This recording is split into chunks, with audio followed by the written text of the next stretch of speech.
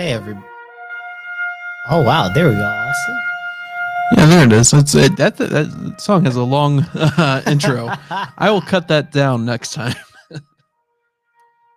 We're going to make that work. I love it. Yeah. Hey, but you can start talking. All right. Hey, everybody. So, welcome to the Marcus Made in America podcast. Hopefully, I'm loud enough for you guys and I'm in the right position for the microphone. Have we got a great show for you? So, first, let me tell you that this show may be rated NR-17 for adult users and watchers. There may be graphic language and use of profanity and some other graphic incidents that may arise. However, none of them are intended to hurt your feelings. So if you're a little bit softy, please turn this off because I don't want to hear your complaints later on. But I love you anyway. So, Made in America is a show that is about America, America's best interest, and pretty much everything to do with American interests all across the world. So if it's about freedom, you might hear about it here. If it's about liberty, oh yeah, we're going to talk about it. If it's about New York State and them trying to strip away our rights and our Constitution and tear it to shreds, definitely going to hear about it. And we're located in the city of Rochester, so there's always a lot of great, interesting things going on here. So you might hear about some of those too. So for this, we've got a lot of stuff to go over and cover that I want to get in today. But first, what I want to talk to you guys about is we're going to start on this podcast featuring different people of different backgrounds that are either new American citizens, have their green card, or are under refugee status, that are from either socialist, communist countries, or from oppressive regimes that love America. For me, one of the reasons why I love New Americans so much is because they're some of the most patriotic people that you'll ever meet. And right now, what we've got going on, where we see this rising tide of socialism and Marxism and communism peeking its head around the corner, we've got a lot of issues inside our country that need to be addressed. And the fact of the matter is that honestly, we don't talk about them. We don't talk about them at all. And people are like, oh, socialism, good. Oh, communism, good. Oh, I'm a democratic socialist. Okay, well, what exactly does that mean? So we'll touch on a couple of those things today, but not very much. But okay, maybe more than a little bit of much. Okay. So first, we've got nations upon nations that have attempted to institute some form of communism or socialism as it relates to Marxism and that type of rulership. And we probably need to do a whole episode on just Marxism. So I'm going to make sure that I write that down for you guys. Austin, can we get that written down? We're going to make sure that we make that happen for you. Thank you, Austin. And I'm also here with my lovely guy who is an awesome producer and one of the best dudes out there all the way around, Austin. Austin, say hey for the folks. Howdy. All right. So in America right now, we've got a push for democratic socialism. Okay. For me, I say, okay, well, what's democratic socialism? And people are like, oh yeah, well, it's those countries over in Europe that are democratic socialists and it works for them. Well, okay, so what is it that they have that you like so much? Oh, well, they've got free healthcare and they've got higher quality of living and they don't work as much and they don't do as much. And okay, I hear you. So you want a carefree, laissez-faire, which is actually a French word, which comes from anyway, we're not going to talk about the bourgeoisie and stuff like that. Okay, maybe we should talk about the bourgeoisie and the proletariat, because that goes back to Marxism, which is really where you see a lot of socialism and communism come from. But where you have Marxism, you see basically a segmented portion of society. They'll try to turn you against each other. Now, with Marxism, their whole thing is the bourgeois, which is the ruling class, and the proletariat, which are the people on the bottom. So in America, it's not really set up like that. In our class structure in America, it's not just one and two. It's many different things all in between. So our structure is more like the super ultra wealthy, the wealthy, the rich, the upper class, then the upper middle class, the middle class, middle low high class, low middle class, and low class, like extreme poverty. Like you're talking about the backwoods of Mississippi where everything is dust, old, and abandoned. Okay, like that level of poor. So in America, we have a thriving middle class. I mean, we did really until very recently, honestly. In the last couple of generations, we've seen the middle class get whittled away. We've seen it happen in many different ways. We've seen it impacted by the curbing of industrialism in the city. We've seen that, and that has had a large impact on a lot of people, especially many urban areas. And that's why we see a lot of poverty and we see a lot of issues inside the inner city because there just aren't those low skilled or mid skilled jobs that people can go out and get that are up the street or close on the bus line or public transportation, depending on where you live in the country. Okay. So I'm going a little away, but we'll come back to that soon. Hey, Matt, how's it going, brother? Glad to see you out there. All right. Hey, Kevin, see you there too. So going back to it, with communism, excuse me, with Marxism, where they're separating the bourgeoisie, which is the upper class, you'd say, what would you consider the bourgeoisie, Austin? Would you consider that the royals? Definitely the royals, right? Yeah, absolutely. So you get the royals and you get the extremely wealthy business owners, stuff like that. That's what you would consider it. And then the proletariat would be pretty much everybody underneath. But in America, we don't have that as an option. So in America, we see Marxism raise its ugly head as being race warfare because the communists and the socialists from many other countries that are our enemy countries have decided that the weakest factor in American society is the race string. So they can just tug at that string and just start to pull the whole garment of the American flag loose.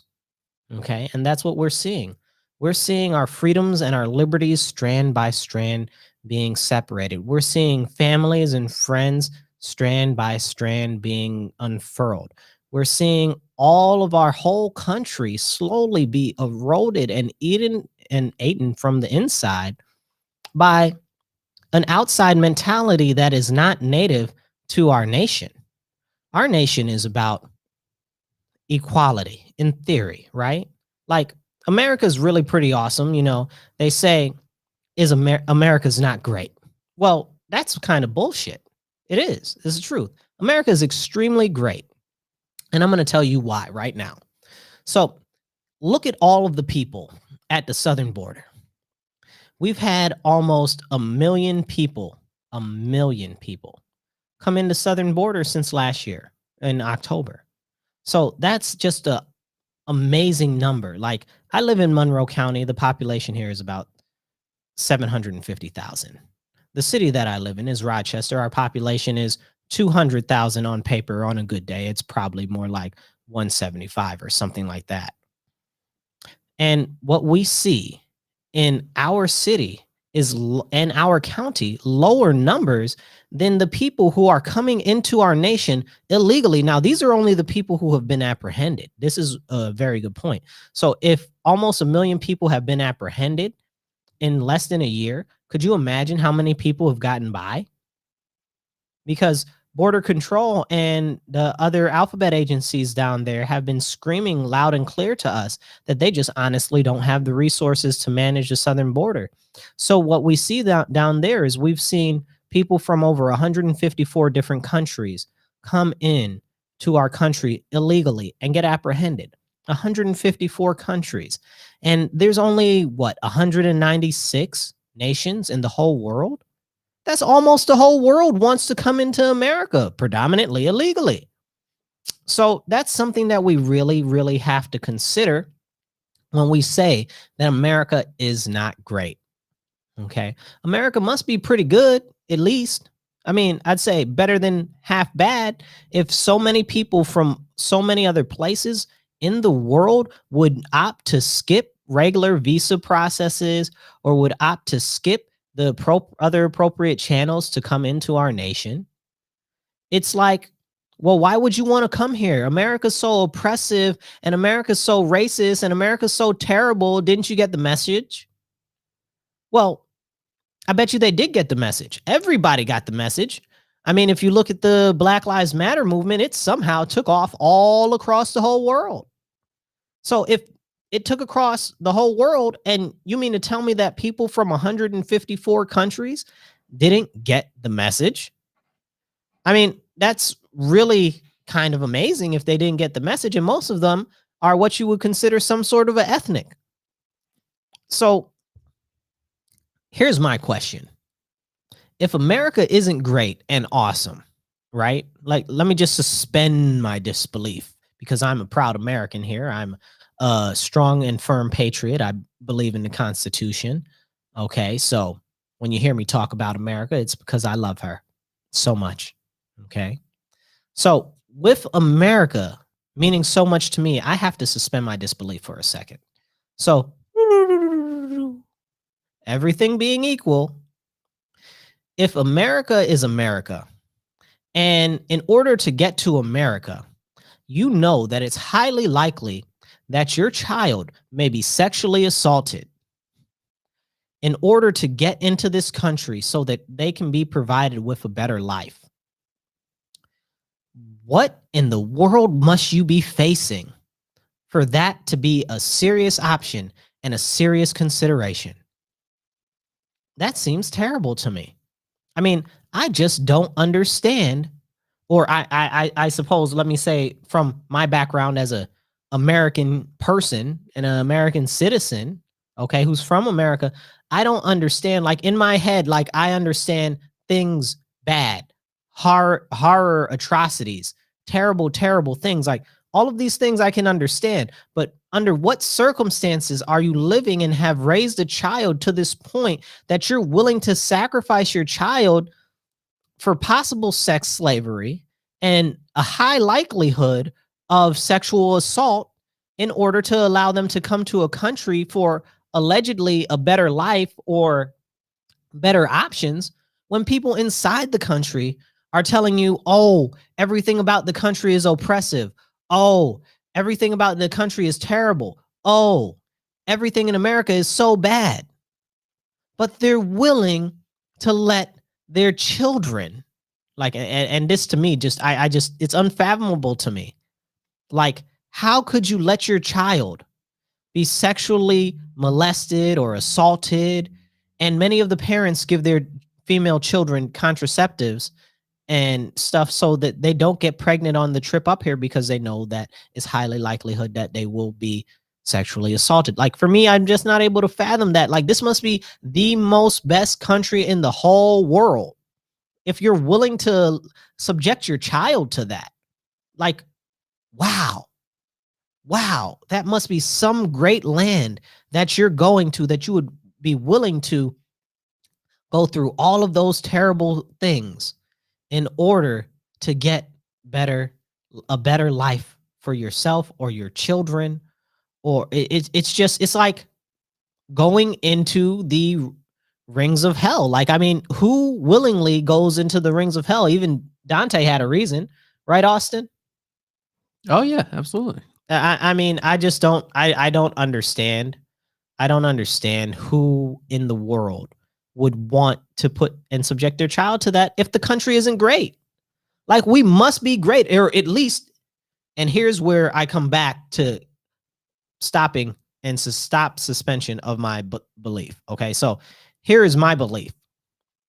If you tell me that America is oppressive, if you tell me that America is bad, if you tell me that America is not great, then how terrible must 154 other countries in the world be that people would want to come to this place that you're telling me is not great?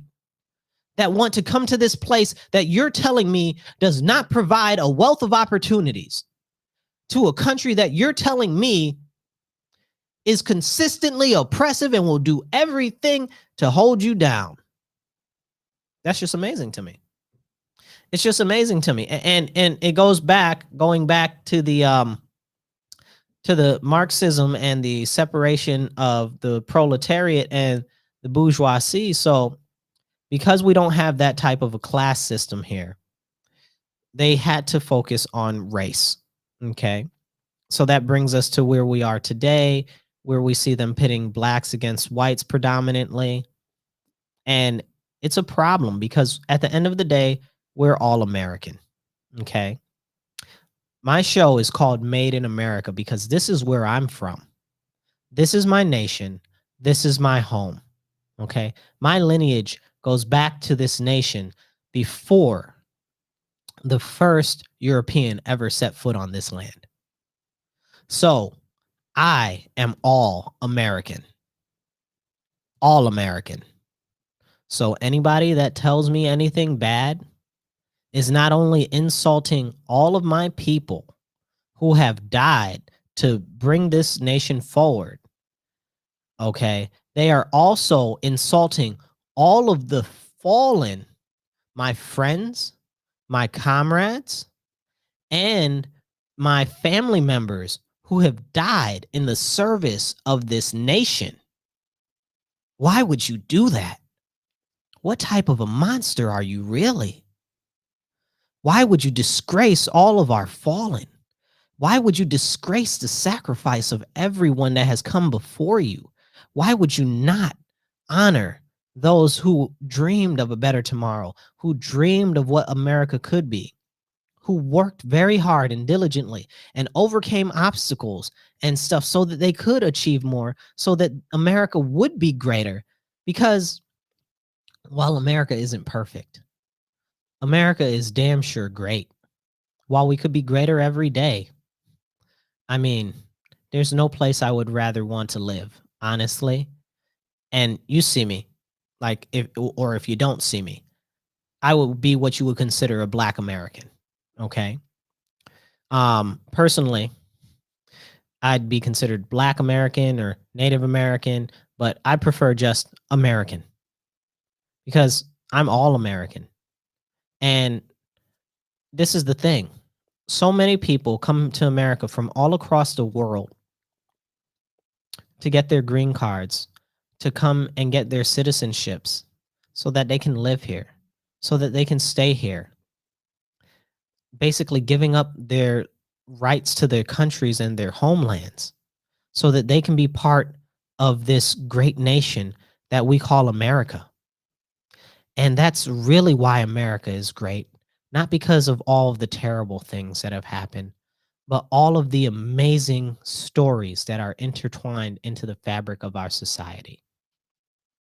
All of the hurt, all of the pain, all of the blessings, and all of the victories. Because in America, you can almost achieve anything if you stick to your guns and you press down hard on your work and you focus and you actually work hard to achieve where you want to go. There is no other place like America where you can almost achieve anything. Anything. So, for instance, and I'll get back to the other thing real quick in a moment as far as the communism and socialism stuff goes. But think about this. So the Chinese came over here. Not we're not talking about modern day China. We're talking about pre-communist party China. Pre-communist party China, which would be technically a lot of them would be nationalists or previous dynasties when they still had emperors and stuff like that. But anyway, so we're talking 1800s, 1900s, stuff like that. They came here and were subjected to some of the worst conditions that you would find of any peoples in America. And now they make up the top graduation rates and the top of their class in almost every field that is a high paying and highly skilled field. Like, how? People still come from China and come over here and take those positions. Like, how? Like, how can somebody come off a boat, speak no English, and then achieve so much? Like, you hear stories about that, and it's not that they're uncommon. I mean, we've got what, 328 million people, but if you look at it, we have a large amount of people that come from nothing in America and achieve something, but we've got a gigantic number of people who come from other countries and achieve everything. But you know what they had to do to achieve everything? They had to give up everything they've already had. And that's one of the things that people don't want to actually talk about. Suffering and sacrifice. Okay. That's the only way that you can grow. That's the only way that you can progress and move farther. Do some people have it better than others? Of course they do. Of course they do. Touching back on socialism and communism, look at how those structures are set up. They're societies where everybody's supposed to be equal. Okay. But that's not true.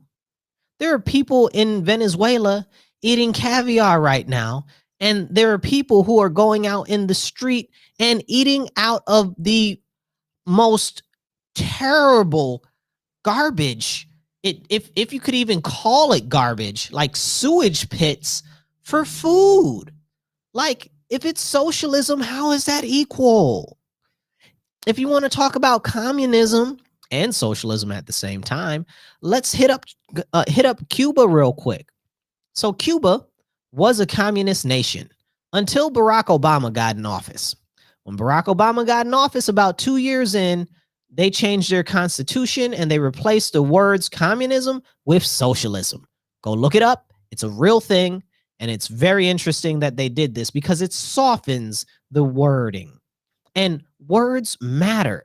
And we really, really, really need to come back to words having meaning in America, because the next person that tells me that defund the police or abolish the police does not mean defund the police or abolish the police, I might tell them something that's not so nice in a manner which is very nice. I will use the utmost of niceties to tell them the most terriblest of things. Because it just bothers me so bad. We have Cuomo, who is our great governor of New York State. Okay. He's the king of New York State, or like I like to call him, the president of New York State, because New York is a state is a nation, and we are basically a republic, which is a united group of nations. Okay. America's legitimately the United Nations. It's kind of funny. So when it comes to that, with Cuomo, he told me the other day on the television, he said, you know what? He said, people, you guys have to reimagine spring. He told me to reimagine spring. You mean the time of the year where the water comes out of the sky and the flowers bloom and stuff like that? You want me to reimagine spring? Dude, what the fuck? Okay? What does that even mean? Reimagine spring? Do you want me to reimagine breathing too? Do you want me to reimagine the moon as the sun? Like, what else do you want me to reimagine? Like words mean things. Stop telling me that they don't mean what they mean, man. Stop telling me to try to rethink my whole conceptualization of what a word means when the word means what the word, God darn it, means. Jiminy Cracker Krispy Kreme. Come on now, y'all.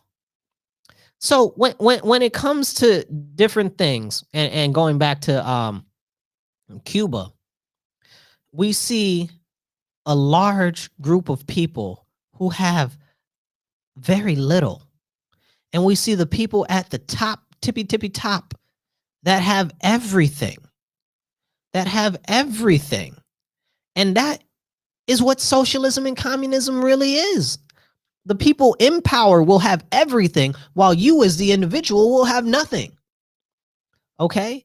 You talk democratic socialist, which is not a thing. You can't have a democracy and socialism at the same time. That's not how socialism works.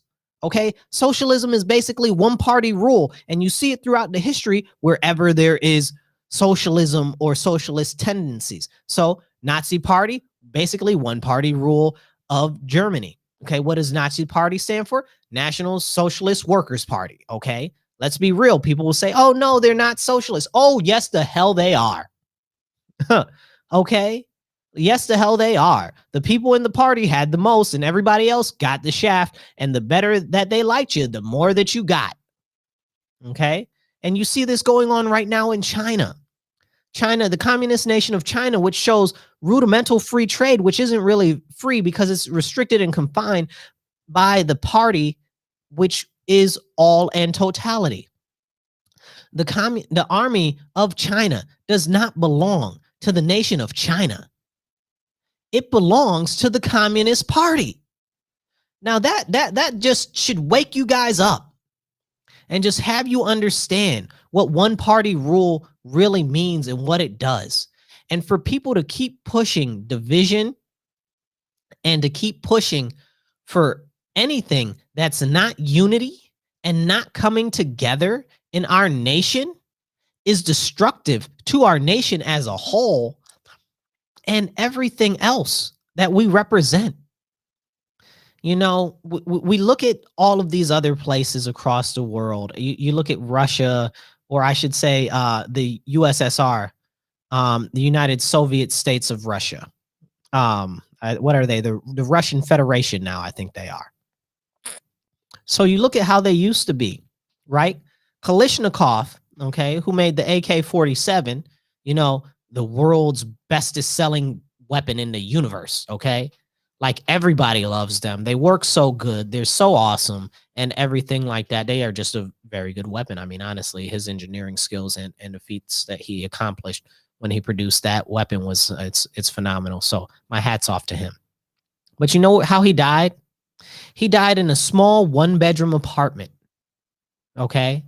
A small one-bedroom apartment. That's how he died. Now, his gun is the top-selling firearm in basically the whole planet. On the whole planet, I should say. I don't know what weapons they use in the planet, but you know what I mean. So when you look at it like that, you say, okay, so this man who built this amazing thing, and this amazing thing was so awesome that everybody in the world wanted it, and still today want it, and he died penniless and alone in a one-bedroom apartment because that's what communism is. If you're not in the upper echelon of the party, you get scraps. Okay? We have to pay attention. That's not what we want in our nation. That's not the reason why our nation is the great nation that it is. And if we take that away and we move continuously toward that, it's going to be problematic. So going back to what we're seeing right now in Cuba, I want to touch on that for a second. Libertad para Cuba. Okay, so I believe that the Cuban people should be free. I believe that they should be able to have open and fair elections. I believe that we in America should be able to have open and fair elections. I believe that everyone in the world should be able to have open and fair elections. I mean, that's just me personally. I mean, I don't want to go pushing my values or the way that I feel on other nations that are not America, because we already do enough of that, let's be honest, and doesn't end up too well most of the time. If they want to take up our banner and our sigil, then that's fine. If they do not, that's their choice. We should not be forcing it on them. But the people of Cuba definitely want their freedom from communism, from socialism. If you've seen what's going on in China right now, how they're clamping down on everybody in China. The other week, it was the 100th anniversary of the Communist Party's rule. So little backstory on the Communist Party. there was the Red Revolution in Russia, and in communist China, they had the Cultural Revolution. So, in the Cultural Revolution, the nationalists retreated and were pushed back off of mainland China, and they ended up in Taiwan. So, Taiwan is the Taiwanese. I believe the official name is Taiwan of the Chinese Republic or something like that is the actual name of Taiwan. Don't quote me on that. Please, my Taiwanese friends, don't hammer me on that. I want to get it right, but I'm not quite sure.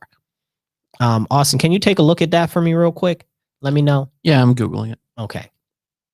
So we've got that, and now Taiwan is extremely concerned that China is going to push for reunification to overtake Taiwan and take them back. Now, when the Nationals went and got pushed all the way into Taiwan, okay, the whole plan in Taiwan was to build up the army, come back strong, and retake mainland China.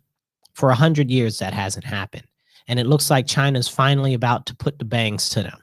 Okay, now we don't have a full treaty with Taiwan where we'll defend them if something happens, but we do have an arms treaty with them where we'll sell them weapons so they can protect themselves.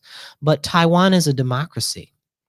It's a democracy that a communist regime wants to topple and overthrow.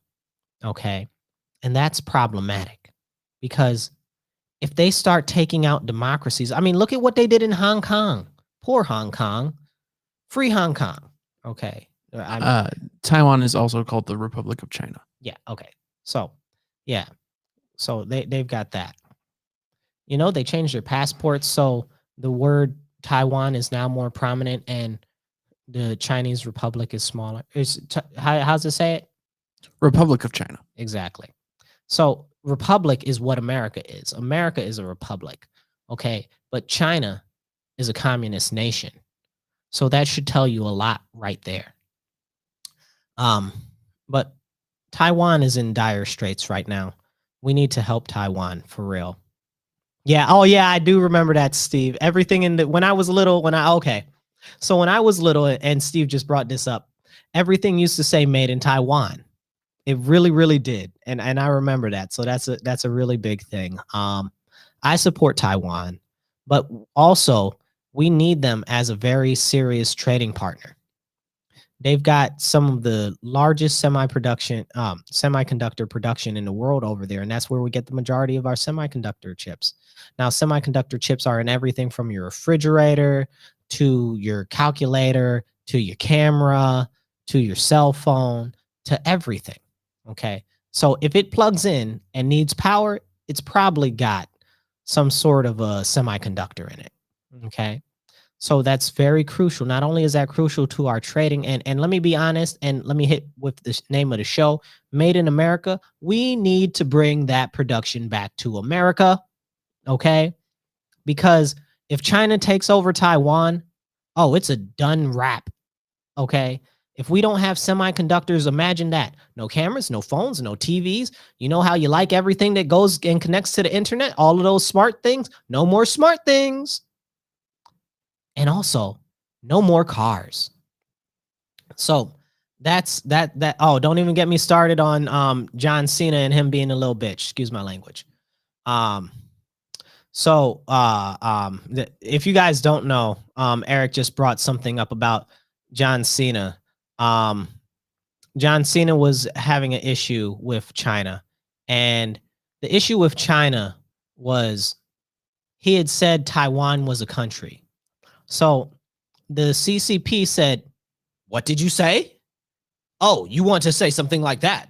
Then we will not air your movie in our nation, and we will make you lose millions of dollars." John Cena was like, "No, not my purse." And he clutched his pearls, and he lost all of his bravado. And he turned into a little, well, something very soft and pansy-like, to put it mildly. I have some other words and some other thoughts on the things, but this isn't about him. But it just shows you how extensive their power is, that it even stretches into influencing Hollywood. I mean, the NBA had an issue with them a while ago because they tried to speak up against the Uyghurs. How do you say that, Austin? Sorry, and what? Yeah, I don't know, man. The northern Muslims in China, okay? We're gonna call them the Uyghurs, or if somebody. Oh no, what is? I'll look that up. Yeah. However you pronounce it, okay. But they're right now being used for oh my god, terrible things, because this is what you can do in a communist or a socialist party. You can do whatever the fuck you want to. And if anybody is a minority or is not part of the party, they will treat you terrible. They right now have all of these people, millions of people, or at least hundreds and hundreds of thousands of them, in internment camp, which they call re-education facilities, or something nicer. It's an even nicer name than that. Okay. But what the stories that you hear from people over there is that they're forced sterilizing women. Okay. They're raping the women. They're forcing the people to convert from their religion. They're brainwashing them. They've got active reprogramming of their mind by forcing conditioning of them through horrible conditions and under horrible duress. And it's under basically psychological manipulation. And it's really, really terrible. They're really pushing this particular group of people to the brink of extinction. And I mean, I understand that China wants everybody to be Chinese, but I mean, well, damn, man, at least you could have got like other countries that don't like certain people and try to push them out. Like, you just like, we're gonna do terrible, horrible things and use them for organ harvesting. Organ harvesting, though? Hold on, pause. Organ harvest? Forced organ harvesting. Can you people believe that? You guys believe that? Like, I mean, in America, like, we would think about that. We forced, not voluntary. It's yes, it is, Steve. It is like what the media tries to do to us in America by manipulating and psychologically gaming us. Okay, tricking us into thinking things that are not right or not in our best interest. You saw the scandals over the last couple of years that have come down through the media and are still ongoing because, you know, right now you actually might need a booster shot. Okay. Don't forget that. We've got one shot that works one time, and we've got another shot that works 2 times. But now you're going to need a booster shot. Well, wait. The previous president did tell me that it was going to end up turning into like the flu, where it comes around every year and is kind of seasonal, and we might have to work on it like that. But they were like, that man is crazy. That man doesn't know what he's talking about. And well, turns out he was right. He was right the whole time, actually. And I know some of the people that support me really don't like Trump at all, but I have my personal reservations because I consider myself a conservative, a true conservative, but I'm a conservative futurist. So here's the deal about me. I believe very firmly that where we came from and the history of where we've been is extremely important. But I also understand that a lot of what we've been through and the way that we do things and operate need to be changed so that we can move into the future for a better future than the past that we've been in. You can't always keep doing the same things if you're going towards the future and trying to get new results. If you keep doing the same things over and over again and expecting different results, well, that's the definition of insanity. And that's crazy. So with Trump, and Trump is, I wouldn't really even consider him a Republican. I don't want to talk about Trump too much because this isn't about him. He's his own character as an individual. Honestly, it's for me, it's his policies, because he stole my policies. Almost all of his policies are my policies. I love those policies. His policies are awesome because I love them, because they were my policies before they were his policies on paper. So when people are like, oh, well, you sound like Trump, or you support Trump, or whatever the case is, first of all, did you ask me? Could you ask me? I mean, it would be nice for you to ask me before you just jump to a conclusion. I mean, that would be, at least it would be something fair, and then I could be like, yes, I support him, or I could be like, no, I don't support him. But you don't even give me the option. You just assume because of my policies that I support him. Okay. He's very interesting. I don't consider him a Republican, but I do consider him an amazing individual. Okay. He's got a lot about him that's extremely interesting. But as far as him being the president, as far as him being the actual president of the United States, his policies were spot on. What's this? Yeah, he was a bad speaker, and that didn't go good for him at all. That him speaking, oh my goodness. I remember he was in a press conference with the King of Jordan. And the King of Jordan had just explained something. And Trump was like, blah, blah, blah, blah, blah. I was like, okay, we're in trouble. And then the King of Jordan took like 5 minutes to re-explain what Trump was explaining, but better. And I was like, oh my God, he just did that really well. Can we have a king and a president? Because I liked what he did. That was really freaking awesome. And then Trump was like, no, that's not what I meant. And I was like, just take the win, man. Take the win. So, I mean, he's a character. He's his own individual. Okay.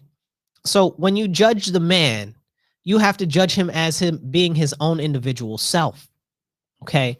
If you want to judge him talking about policies, you're having a different conversation with me. Okay. So I mean, if you have to ask that question, are you asking me about him as an individual? Or are you asking me about him as as his policies? Or are you asking me about him and his, I guess what you would say, performance art? Because he's a showman. And it's honestly so much different things about him that you can talk about, whether you love him or hate him. It's not really a big thing. It's impact of policies when you're talking about somebody that is an elected official. Okay. I don't care if you're from the, I don't know, some ridiculous party that doesn't exist. I don't know. The Bears on the Moon political party. Okay. If your policies are right, your policies are right.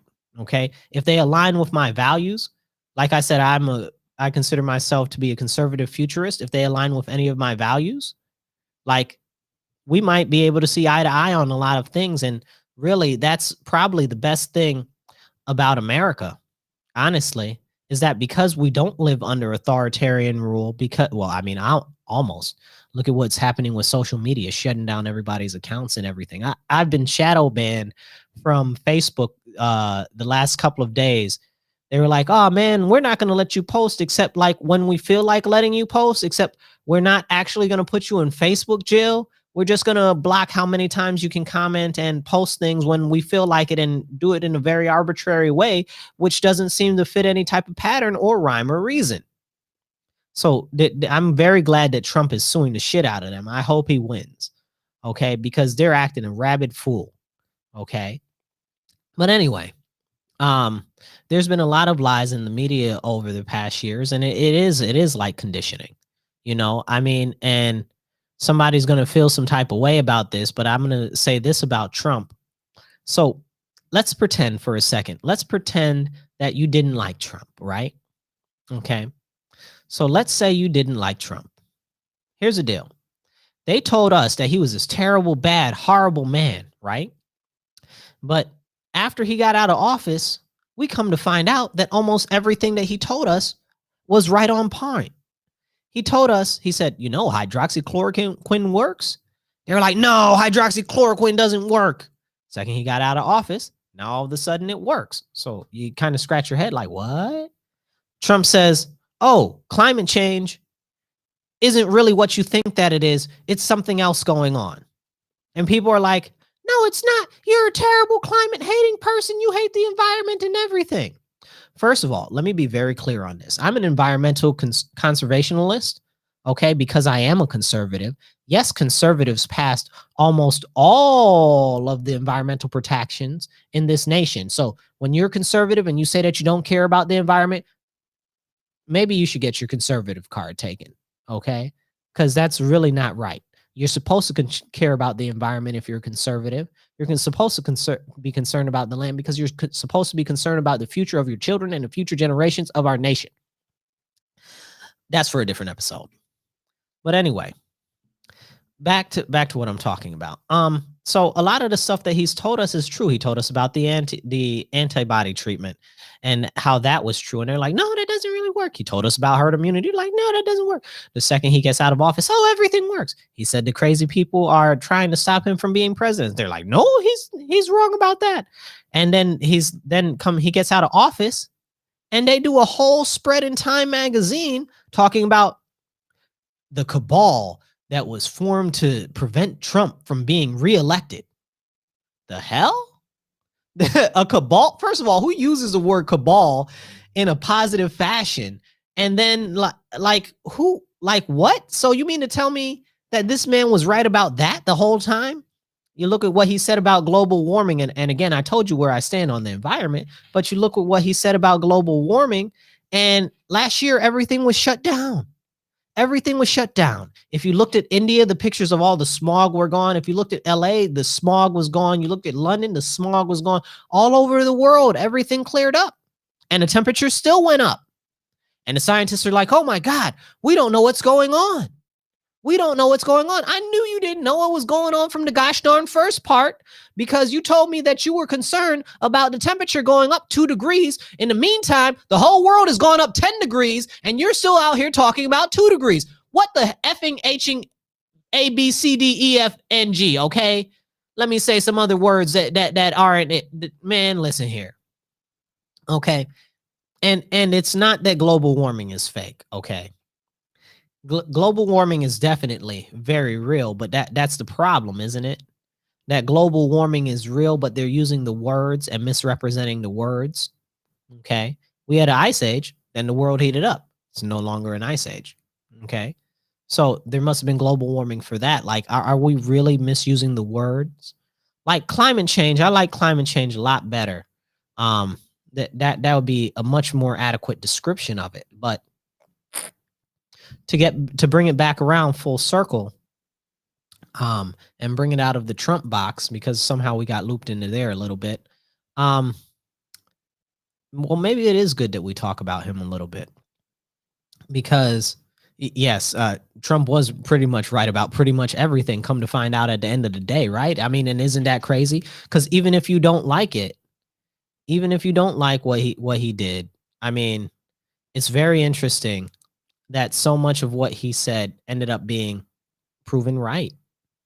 I know he's a contentious figure, everybody, and I'm not saying I like him or I'm not saying that I love him and I'm not saying that I hate him, but I'm here to talk to you about what he said and what he's been right about many of the things that people have told him that he's wrong about.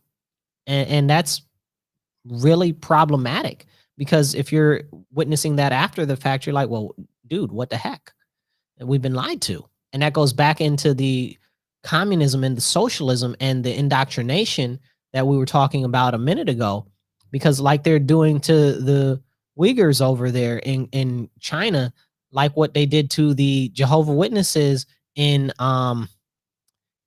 Cuba and other people, many other people, diverse groups in there, and the prosecution of the Christians in China as well. I mean, it's just really, really, really, really, really messed up. Ooh, Al Gore. I kind of did like him. That's a whole nother conversation. Al Gore was right about a lot of things, but I don't know, he fell off. But anyway, forget Al Gore. We're not talking about him. But so when it comes to what people think, it can easily be manipulated by the media. The more times that they repeat a lie, the more likely you're going to think that it's true, especially if they tell you things like trust this and trust that and trust this and trust that, and Cuomo's favorite thing, reimagine something. Like they're trying to indoctrinate your brain with stuff that's not right. Okay? If everything's so perfect, why are you giving me free shit? Okay? I thought everything was perfect. Clearly something's amiss if you've got to convince me that everything is perfect. Like, I mean, I don't know, man. Let's just we're not going to talk about it. But moving forward and trying to bring it back more full circle, we need to pull it together, America. We need to pull it together because if you're a citizen or if you love America, you know that the division and the unity that's being and is not about unity. And our nation is fully about unity. We need to come together and we need to make sure that we are representing the values and the principles that were established by our nation when it was founded. People will say, "Oh, well, they owned slaves and they were these type of people or those type of people." Okay, ideals are their own things. Let's be straightforward. They're not people, okay? Now, I consider myself to be Christian, and I'm not going to talk about this too much on this episode, but in Christianity, a big issue for me is that they tell you that you should be like Jesus, okay? Now, here's my issue with that, and this might hurt somebody's feelings, but it's not that you should be like Jesus. It's that you should set his works and what he's done as and take them as ideals. And you should work to do your best to live up to those ideals. This is one of the reasons why many people have turned away from Christendom, because what you end up seeing is people are like, well, Jesus used one loaf of bread and fed a whole bunch of people, or Jesus turned water into wine, or Jesus raised somebody from the dead, or Jesus walked on water. Okay, let's be honest, everybody. Jesus was freaking Superman. Jesus was amazing. Amazing, amazing, amazing. And whatever powers he had, either we have and don't know how to use them, or those powers were special and specific to him because of the nature of the work that the Lord put him here for. Okay? What do they say? Different strokes for different folks. Not everybody has the same abilities. Okay? But the point is that the ideals that Jesus taught are ideals that can be upheld and work to be upheld by everyone. So when it comes to America and our core values and our principles, you know, freedom, liberty, really unity, because it's the united, okay, let's not forget that, United States, okay, because we believe that we all as one nation are one people. But with the division that's being pushed right now, it's to make us weak. And if we have to keep fighting the division within our nation, that means that outside influence and outside enemies can come in and chip away at what we've built up to be so strong. And what we've built up is strong. America is great. And don't let anybody tell you anything different. So I saw this shirt the other day on this lady at I think she was at the Trump rally was it the Trump rally? It might have been CPAC because he spoke at CPAC. And her shirt said, Black Lives MAGA. Now that's a statement. That's a hell of a statement. Black Lives MAGA. Let me break that down for you for a second. Black lives make America great again. Okay. Isn't that an amazing sentiment? Isn't that an amazing? Because let's be honest, bringing it full circle back to what I talked about in the beginning, it's because of all of the sacrifices of all of the people who America has been built upon their backs and their bones and their blood and their sweat and their tears that makes our nation great. Through suffering, we have built a fantastically dynamic nation that has survived through so much upheaval, social instability, and everything. And yet still we rise. Okay? America may not be perfect. Okay? But America is great. America is not only great, but if you ask me, because I'm made in America, America is the greatest nation on the face of this earth because it shines as a beacon of hope and opportunity for everyone. Okay? Let's be honest. We know that the majority of the system in the nation is rigged, okay? But it's not rigged because of race. It's rigged because of socioeconomics. Socioeconomics is where the riggery is. I heard one time that it's not that America isn't rigged so that the strong will win, but it's rigged so that the weak won't fail. I'd say it's a little bit of both. Okay? I'd say it's a little bit of both. And we have to remember that America is not perfect in any way, shape, or form. But America is great now. And because we have a stake in this country, we're working to make it greater. All of us, every day, should be out there doing something positive. I don't care if you say one positive word to one stranger on the street, or if you encourage your child to do something positive or give them a little bit of encouragement and say something kind to them today. Everybody should be doing their own little small part at pushing America to be that much greater. So tomorrow, when you wake up, seize the day. Focus on the positive in our country and share something positive with somebody else. Encourage somebody. Let them know that you believe in them because we are all American from all different types of backgrounds, from all different types of diverse points of view. We might not always get along. We might not always see the same thing eye to eye. We might not, hell, honestly, we might not even like each other. But if the Chinese CCP came over here tomorrow, we all better stand up together and we better tell them go fuck themselves and push them off into the ocean. Okay?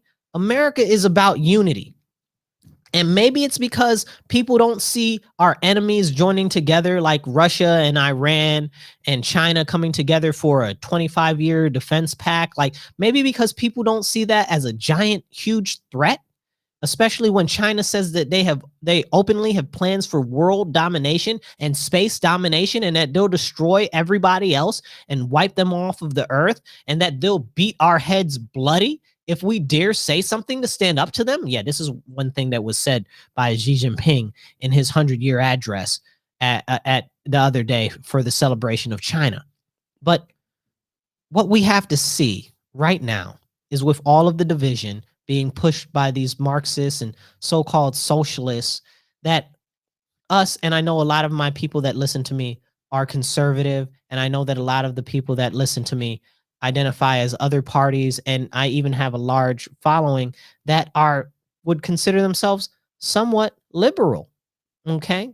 Because the ideals and the values that I stand for are about unity, and they cross platforms. They are for everybody.